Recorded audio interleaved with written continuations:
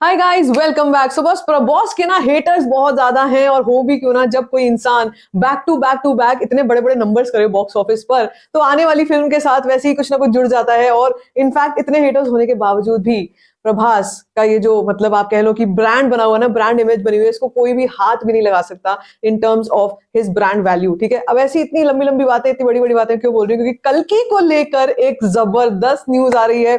जी हाँ, वो entry scene वाली न्यूज तो है ही, लेकिन एक और बड़ी न्यूज है। एग्जिबिटर्स पगला चुके हैं प्रभास के लिए, एग्जिबिटर्स कल्कि के लिए पगला चुके हैं। सब कुछ बताती हूँ इस वीडियो में। वीडियो कंटिन्यू देखो, चैनल करो सब्सक्राइब। देखो यार, जब ब्रांड कल्कि की बात होती है तो बात होती है एक ऐसे 2024 के इस साल के एक ऐसे ब्रांड के बारे में जो एक साईफाई मूवी होने वाली है, लेकिन जिसमें हमारे रिलीजन का भी कुछ ना कुछ फ्लेवर है, और साथ साथ में उसमें वीएफएक्स हैवी इतनी मूवी होने वाली है। ग्राफिकली हमारे को बहुत कुछ देखने को मिलने वाला है, and the story line is going to be completely different.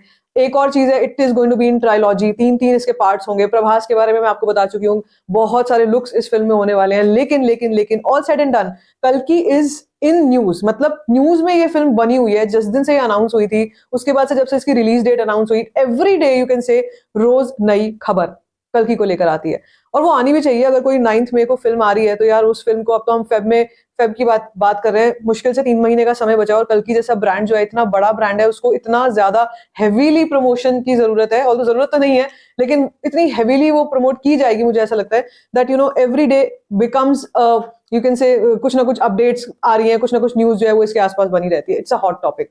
Now कल्कि को लेकर के हमने कल एक न्यूज देखी थी, परसों वैसे वो इंटरव्यू आया था, लेकिन हमने न्यूज देखी थी about the director who told the interviewer, और सबको उन्होंने दुनिया को यही बताया कि भाई इस फिल्म में जो प्रभास का एंट्री सीन होने वाला है ना, वो इतना फाड़ू होने वाला है, इतना तोड़ू होने वाला है कि आपने इससे पहले प्रभास की ऐसी एंट्री नहीं देखी होगी। आप जरा ना दिमाग लगाओ सारी एंट्रीज पर।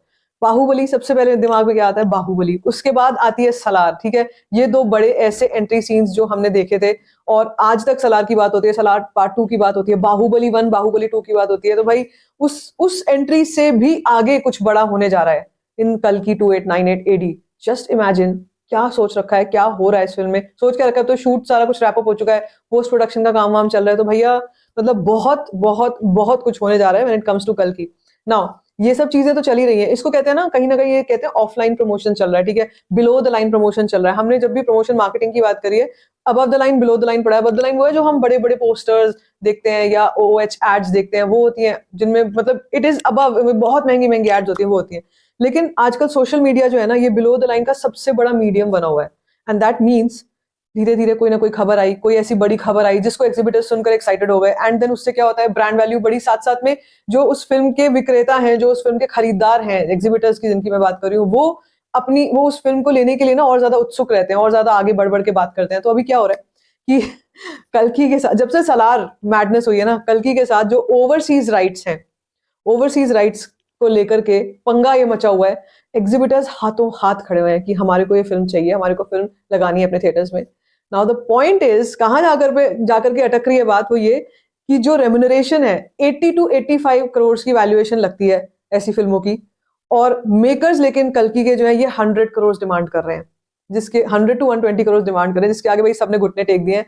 भाई साहब इतना ये ना हो पाएगा, ये बहुत ज्यादा है। ऑल्दो 80-85 भी काफी ज्यादा है यार, लेकिन उससे अबव आज तक कभी किसी ने कोट नहीं किया था। और जब बात करते हैं कि इस फिल्म को किस तरीके का रिस्पांस मिलेगा, डे वन कलेक्शन क्या आएगी, तो भाई तुम सलार का एग्जांपल ले लो, ओवरसीज में क्या कुछ तबाही मचाई थी। प्रभास का नाम आ जाता है बस, और तबाही मचनी शुरू हो जाती है बॉक्स ऑफिस पे। तो भाई अब कल्कि जैसा जो ब्रांड है, जो कि ट्रायोलॉजी में आएगा, जिसके साथ ऑलरेडी और भी बड़े बड़े नाम जुड़े हुए हैं, सो इस फिल्म को लेकर क्या मैडनेस मचने वाली है व्हेन इट कम्स टू, जब ओवरसीज एडवांस बुकिंग्स ओपन होंगी, या जब ट्रेलर्स आएंगे, जब और वीडियो कंटेंट हम देखेंगे, तब क्या होगा। तो एग्जिबिटर्स जो हैं वो अब काफी वो हो गए हैं कि नहीं, मतलब 80-85 crore is fine, but 100 crore is something we can not afford.